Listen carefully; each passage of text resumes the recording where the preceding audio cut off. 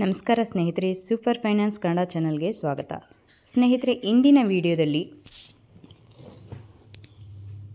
ನಾವು ಭಾರತದ ಮಹಾನ್ ಆರ್ಥಿಕ ತಜ್ಞರಾದ ಹಾಗೂ ರಾಜತಾಂತ್ರಿಕರಾದ ಚಾಣಕ್ಯ ಅವರ ಹಣದ ಬಗ್ಗೆ ನೀಡಿರ್ತಕ್ಕಂಥ ಕೆಲವು ಅದ್ಭುತ ನಿಯಮಗಳನ್ನು ತಿಳ್ಕೊಳ್ಳೋಣ.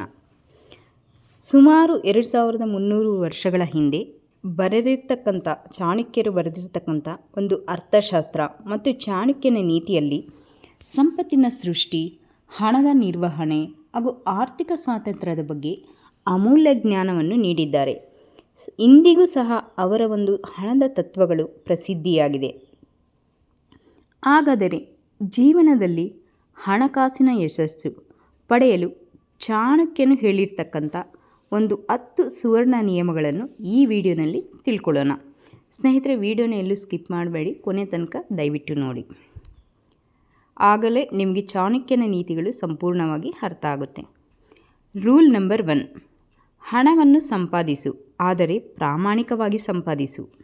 ಚಾಣಕ್ಯ ಹೇಳ್ತಾರೆ, ಅನೈತಿಕವಾಗಿ ಗಳಿಸಿದ ಹಣ ಹೆಚ್ಚು ಕಾಲ ನಮ್ಮ ಹತ್ರ ಉಳಿಯೋದಿಲ್ಲ.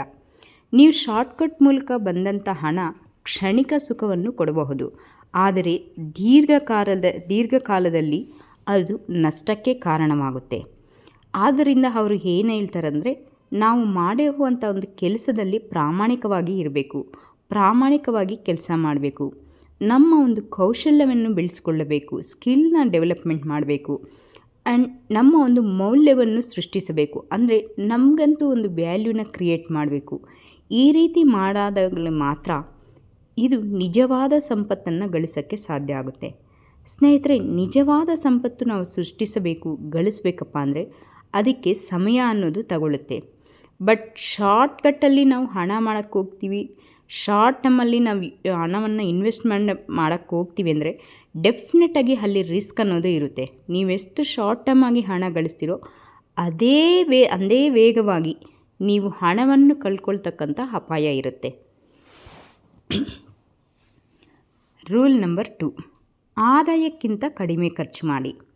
ಇಂದಿನ ನಿಮ್ಮ ಬಹುತೇಕ ಜನರಲ್ಲಿ ಒಂದು ಸಮಸ್ಯೆ ಇದೆ. ಏನಪ್ಪ ಅಂದರೆ, ಆದಾಯ ಕಡಿಮೆ ಇರುತ್ತೆ, ಖರ್ಚು ಅನ್ನೋದು ಅಧಿಕವಾಗಿರುತ್ತೆ. ಅವರು ಗಳಿಸೋದಕ್ಕಿಂತ ಹೆಚ್ಚಿನ ಖರ್ಚು ಮಾಡ್ತಾ ಇದ್ದಾರೆ. ನೀವು ತಿಂಗಳಿಗೆ ಸುಮಾರು 50,000 ಗಳಿಸಿದರೆ 40,000 ಒಳಗೆ ಬದುಕೋದನ್ನು ಕಲಿಬೇಕು. ಇನ್ನು ಉಳಿದ ಒಂದು 10,000ವನ್ನು ಉಳಿತಾಯ ಮಾಡೋದಕ್ಕೆ ಶುರು ಮಾಡಬೇಕು. 50,000ಕ್ಕೂ ಮೀರಿ ನಾವು ಯಾವತ್ತು ಖರ್ಚು ಮಾಡೋಕ್ಕೆ ಶುರು ಮಾಡ್ತೀವೋ ಆವಾಗ ನಮ್ಮ ಒಂದು ಹಣದ ಒಂದು ವ್ಯವಸ್ಥೆ, ಹಣದ ಒಂದು ಸುರಕ್ಷತೆಯನ್ನು ಕಳ್ಕೊಳ್ತೀವಿ. ಶ್ರೀಮಂತರ ರಹಸ್ಯ ಏನಂದರೆ, ಮೊದಲು ಉಳಿತಾಯ ಮಾಡಿ ನಂತರ ಖರ್ಚು ಮಾಡಿ ಅಂತ ಅವರು ಯಾವಾಗೂ ಹೇಳ್ತಾರೆ. ಬಟ್ ನಿಮ್ಮಂಥ ಬಡವರು ಏನು ಮಾಡ್ತೀವಿ ಗೊತ್ತಾ, ಫಸ್ಟ್ ಖರ್ಚು ಮಾಡ್ತೀವಿ, ಆಮೇಲೆ ಉಳಿದ್ರೆ ಮಾತ್ರ ಉಳಿತಾಯ ಮಾಡೋದಕ್ಕೆ ಶುರು ಮಾಡ್ತೀವಿ. ಉಳಿದಿಲ್ಲ ಅಂದರೆ ಅದೂ ಇಲ್ಲ. ಇದು ತುಂಬ ದೊಡ್ಡ ತಪ್ಪು. ರೂಲ್ ನಂಬರ್ 3, ತುರ್ತು ನಿಧಿ ನಿರ್ಮಿಸಿ ಅಂತಾರೆ. ತುರ್ತು ನಿಧಿ ಏನಂದರೆ, ಚಾಣಕ್ಯರ ಪ್ರಕಾರ ಸಂಕಷ್ಟದ ಸಮಯಕ್ಕೆ ಹಣವನ್ನು ಮೀಸಲಿಡಬೇಕು. ನಮ್ಮ ಒಂದು ಜೀವನದಲ್ಲಿ ಆರೋಗ್ಯ ಸಮಸ್ಯೆ ಇರ್ಬೋದು, ಉದ್ಯೋಗ ನಷ್ಟ ಇರ್ಬೋದು, ಉದ್ಯೋಗ ಕಳ್ಕೊಳ್ಳೋದಿರ್ಬೋದು, ಅಥವಾ ಕುಟುಂಬದ ಯಾವುದೇ ಒಂದು ತುರ್ತು ಪರಿಸ್ಥಿತಿ, ಎಮರ್ಜೆನ್ಸಿ ಪರಿಸ್ಥಿತಿ ಅಂತ ಬಂದಾಗ ಫೈನಾನ್ಷಿಯಲಿ ನಾವು ಅದಕ್ಕೆ ಸಿದ್ಧರಾಗಿರಬೇಕು. ಅಂದರೆ ನಾವು ಮೊದಲೇ 6 ತಿಂಗಳಿಗೆ ಆಗೋಷ್ಟು ಒಂದು ಹಣವನ್ನು ಒಂದು ಕಡೆ ಶೇಖರಿಸಬೇಕು, ಅಂದರೆ ಹೂಡಿಕೆ ಮಾಡಬೇಕು. ಆದ್ದರಿಂದ ಕನಿಷ್ಠ 6 ತಿಂಗಳ ಖರ್ಚಿನಷ್ಟು ತುರ್ತು ನಿಧಿಯನ್ನು ಹೊಂದಿರಬೇಕು ಡೆಫಿನೆಟಾಗಿ. ಇದು ಯಾವ ರೀತಿನಪ್ಪ ಅಂದರೆ, ರೈನಿ ಸೀಸನ್ನಲ್ಲಿ ನಾವು ಅಂಬ್ರೆಲಾನ ಯೂಸ್ ಮಾಡ್ದಂಗೆ. ಮಳೆಗಾಲದಲ್ಲಿ ಮಾತ್ರ ನಾವು ಛತ್ರಿನ ಯೂಸ್ ಮಾಡ್ತೀವಿ. ಹಾಗಂತ ಯಾವತ್ತೋ ಮಳೆಗಾಲದಲ್ಲಿ ಯೂಸ್ ಮಾಡ್ತೀವಲ್ಲಪ್ಪ, ಛತ್ರಿ ಏಕೆ ನಾವು ಇವಾಗೆ ತೆಗೆದಿಡಬೇಕು ಅನ್ನೋ ಥರ ಆಯಿತು. ಮಳೆಗಾಲದಲ್ಲಿ ಯೂಸ್ ಮಾಡ್ತೀವಿ ಅಂದರೆ ಡೆಫಿನೆಟಾಗಿ ಎಮರ್ಜೆನ್ಸಿ ಬಂದೇ ಬರುತ್ತಲ್ವ, ಆ ಟೈಮಲ್ಲಿ ಈ ಒಂದು ಎಮರ್ಜೆನ್ಸಿ ಫಂಡ್ ಅನ್ನೋದು ಯೂಸ್ ಆಗುತ್ತೆ. ರೂಲ್ ನಂಬರ್ 3, ಹಣವನ್ನು ಕೆಲಸಕ್ಕೆ ಹಾಕಿ ಅಂತಾರೆ. ಏನಿದು ಹಣ ಯಾವ ರೀತಿ ಕೆಲಸ ಮಾಡುತ್ತೆ ಅಂತ ಎಲ್ಲರಿಗೂ ಒಂದು ಡೌಟ್ ಇರುತ್ತೆ. ನಾವು ಹೋಗಿ ದುಡಿದ್ರೆ ಅಲ್ವಾ ಹಣ ಬರುತ್ತೆ, ಹಣ ಏನು ಕೆಲಸ ಮಾಡುತ್ತೆ ಅಂತ ಹೇಳ್ತಾರೆ. ಬಟ್ ಹಣವನ್ನು ಯಾವ ರೀತಿ ಕೆಲಸಕ್ಕೆ ಹಾಕಬೇಕಂದ್ರೆ, ನೀವು ಗಳಿಸಿರ್ತಕ್ಕಂಥ ಹಣವನ್ನು, ಉಳಿತಾಯ ಮಾಡಿರ್ತಕ್ಕಂಥ ಒಂದು ಹಣವನ್ನು ಕೇವಲ ಬ್ಯಾಂಕ್ ಲಾಕರ್ನಲ್ಲಿ ಇಟ್ಟರೆ ಸಾಕಾಗೋದಿಲ್ಲ. ಚಾಣಕ್ಯರು ಸಂಪತ್ತನ್ನು ವೃದ್ಧಿಪಡಿಸುವುದಕ್ಕೆ ಒಂದು ಮಹತ್ವವನ್ನು ನೀಡ್ತಾರೆ. ಇಂದಿನ ಕಾಲದಲ್ಲಿ ನೀವು ಈಸಿಯಾಗಿ mutual funds, PPF, index funds and quality ಸ್ಟಾಕ್ಸ್ನ ಸೆಲೆಕ್ಟ್ ಮಾಡಿ. ಬಟ್ ಅದರ ಬಗ್ಗೆ ಸಂಪೂರ್ಣ ನಾಲೆಜ್ ಇರಬೇಕು. ಕಣ್ಣು ಮುಚ್ಕೊಂಡು ಯಾವುದೇ ಕಾರಣಕ್ಕೂ ಹೂಡಿಕೆ ಮಾಡಬಾರ್ದು. ಸಂಪೂರ್ಣ ನಾಲೆಜ್ನ ಪಡ್ಕೊಂಡು ನೀವು ಇನ್ವೆಸ್ಟ್ಮೆಂಟ್ ಮಾಡಿದರೆ ಇವುಗಳ ಮೂಲಕ ನಿಮ್ಮ ಅಮೌಂಟ್ ಅನ್ನೋದು, ಹಣ ಅನ್ನೋದು ಬೇಗ ಬೆಳೆಸ್ಬೋದು, ಬೇಗ ಗ್ರೋತ್ನ ಕಾಣ್ತೀರಾ. ಆ್ಯಂಡ್ ರೂಲ್ ನಂಬರ್ 5, ಸಾಲವನ್ನು ನಿಯಂತ್ರಿಸಿ ಅಂತಾರೆ. ಸಾಲವು ನಮ್ಮ ಒಂದು ಸ್ವಾತಂತ್ರ್ಯವನ್ನು ಕಸಿದುಕೊಳ್ಳುತ್ತೆ. ಕ್ರೆಡಿಟ್ ಕಾರ್ಡ್ ಸಾಲ ಇರ್ಬೋದು, ಪರ್ಸ್ನಲ್ ಲೋನ್ ಇರ್ಬೋದು, ಅನಗತ್ಯವಾಗಿ EMI ಕಟ್ತಾ ಇರ್ಬೋದು. ನಮ್ಮ ಜನಕ್ಕೆ ಇವಾಗ ತುಂಬ ಒಂದು ಹುಚ್ಚೇನಪ್ಪ ಅಂದರೆ ಶೋ ಆಫ್ ಮಾಡೋದು. ಬೇರೆಯವ್ರಿಗೆ ತೋರಿಸ್ಕೊಳ್ಳೋಗೋಸ್ಕರ ನಾವು ಒಂದು ಅನಗತ್ಯವಾಗಿ ಖರ್ಚು ಮಾಡ್ತಾಯಿದ್ವಿ. ನಿಮ್ಮ ಒಂದು ಸಂಪತ್ತಿನ ಶತ್ರುಗಳೇನಪ್ಪ ಅಂದರೆ ಅಗತ್ಯವಿದ್ದರೆ ಮಾತ್ರ ಸಾಲ ಮಾಡಿ, ಅದಕ್ಕೂ ಮೀರಿ ಬೇರೆಯವ್ರಿಗೋಸ್ಕರ ತೋರಿಸ್ಕೊಳ್ಳೋಕ್ಕೋಗಿ ಅನಗತ್ಯವಾಗಿ ಸಾಲ ಮಾಡಬೇಡಿ. ಸಾಲದ ಒಂದು ಬಲೆಯಲ್ಲಿ ಸಿಲುಕಬಾರದು ಅಂತ ಹೇಳ್ತಾರೆ. ರೂಲ್ ನಂಬರ್ 6, ಹಣದ ಬಗ್ಗೆ ಎಲ್ಲರಿಗೂ ಹೇಳಬೇಡಿ. ಅಂದರೆ ಚಾಣಕ್ಯರ ಒಂದು ಪ್ರಸಿದ್ಧ ತತ್ವ ಏನಪ್ಪ ಅಂದರೆ, ನಿಮ್ಮ ಒಂದು ಸಂಪತ್ತು, ನಿಮ್ಮ ಒಂದು ಆದಾಯ, ನಿಮ್ಮ ಒಂದು ಆಸ್ತಿ ಬಗ್ಗೆ ಎಲ್ಲರಿಗೂ ಗೊತ್ತಾಗಬಾರ್ದು.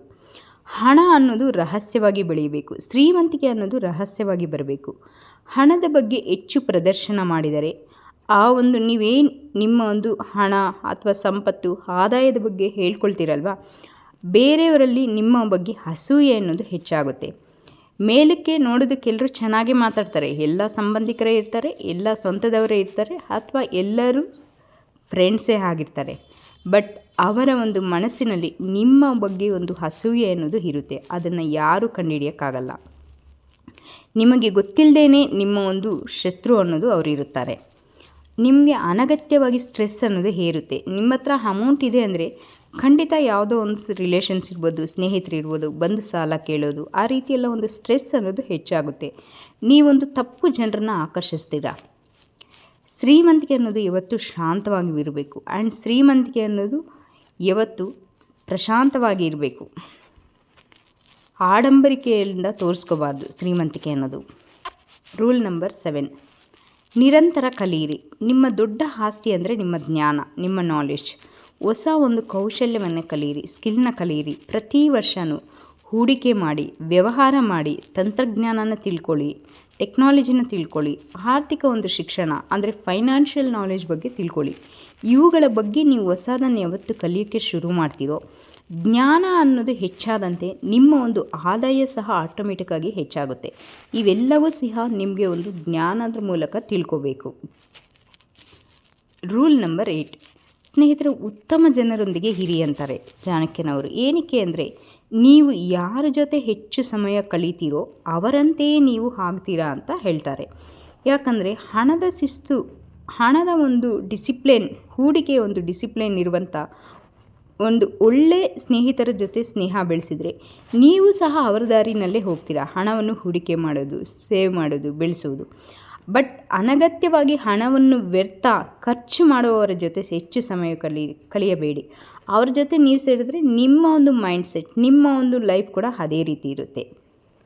ರೂಲ್ ನಂಬರ್ 9, ಬಹು ಆದಾಯ ಮೂಲಗಳನ್ನು ನಿರ್ಮಿಸಿ ಅಂತಾರೆ. ಅಂದರೆ ಒಂದೇ ಆದಾಯದ ಮೂಲ ಮೇಲೆ ಅವಲಂಬಿತವಾಗುವುದು ತುಂಬ ಅಪಾಯಕಾರಿ ಅಂತ ಹೇಳ್ತಾರೆ.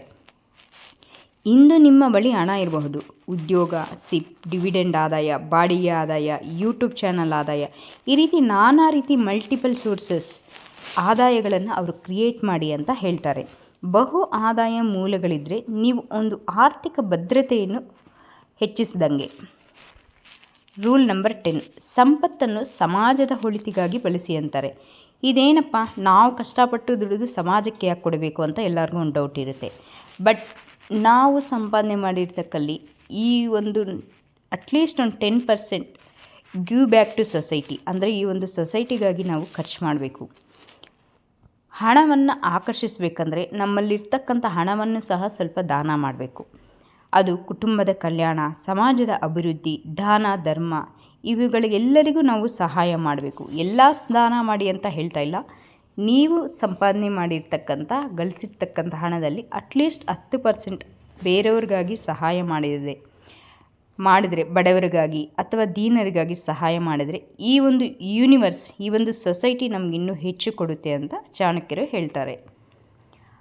ಹಣ ಅನ್ನೋದು ಒಳ್ಳೆ ಕೆಲಸಗಳಿಗೆ ಬಳಕೆಯಾದಾಗ ಮಾತ್ರ ಅದರ ಒಂದು ನಿಜವಾದ ಮೌಲ್ಯ ಅನ್ನೋದು ನಮಗೆ ತಿಳಿಯುತ್ತೆ.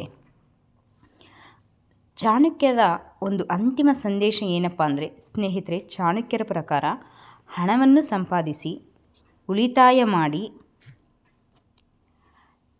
ಹೂಡಿಕೆ ಮಾಡಿ, ಸಾಲದಿಂದ ದೂರವಿರಿ, ನಿಮ್ಮ ಒಂದು ನಾಲೆಡ್ಜ್ನ ಹೆಚ್ಚಿಸ್ಕೊಳ್ಳಿ, ಜ್ಞಾನವನ್ನು ಹೆಚ್ಚಿಸ್ಕೊಳ್ಳಿ, ಹಣವನ್ನು ತೋರಿಸ್ಕೊಳ್ಳೋಕೆ ಹೋಗ್ಬೇಡಿ, ಪ್ರದರ್ಶಿಸಬೇಡಿ, ಆ್ಯಂಡ್ ದೀರ್ಘಾವಧಿ ಯೋಚಿಸಿ. ಲಾಂಗ್ ಟರ್ಮ್ಗೆ ನಿಮ್ಮ ಒಂದು ಯೋಚನೆ ಇರಬೇಕು. ಚಾಣಕ್ಯರು ಹೇಳಿದಂತೆ ಸಂಪತ್ತು ಅನ್ನೋದು ಧರ್ಮದ ಮೂಲವಾಗಿದೆ. ಅಂದರೆ ಆರ್ಥಿಕ ಭದ್ರತೆ ಜೀವನದ ಅನೇಕ ಉತ್ತಮ ಕಾರ್ಯಗಳಿಗೆ ಆಧಾರವಾಗುತ್ತೆ. ಈ 10 ನಿಯಮಗಳನ್ನು ನಿಮ್ಮ ಜೀವನದಲ್ಲಿ ಅನುಸರಿಸಿದರೆ ನಿಧಾನವಾಗಿ ಆದರೆ ಖಚಿತವಾಗಿ ಆರ್ಥಿಕ ಸ್ವಾತಂತ್ರ್ಯ ಕಡೆಗೆ ಸಾಗಬಹುದು. ಈ ವಿಡಿಯೋ ನಿಮಗೆ ಇಷ್ಟ ಆದರೆ ದಯವಿಟ್ಟು ಲೈಕ್ ಮಾಡಿ, ಶೇರ್ ಮಾಡಿ, ಆ್ಯಂಡ್ ನಿಮ್ಮೆಲ್ಲ ಸ್ನೇಹಿತರಿಗೂ ಶೇರ್ ಮಾಡಿ. ಮುಂದಿನ ಒಂದು ಫೈನಾನ್ಷಿಯಲ್ ವಿಡಿಯೋ ಜೊತೆಗೆ ಮತ್ತೆ ಭೇಟಿಯಾಗೋಣ. ಧನ್ಯವಾದಗಳು.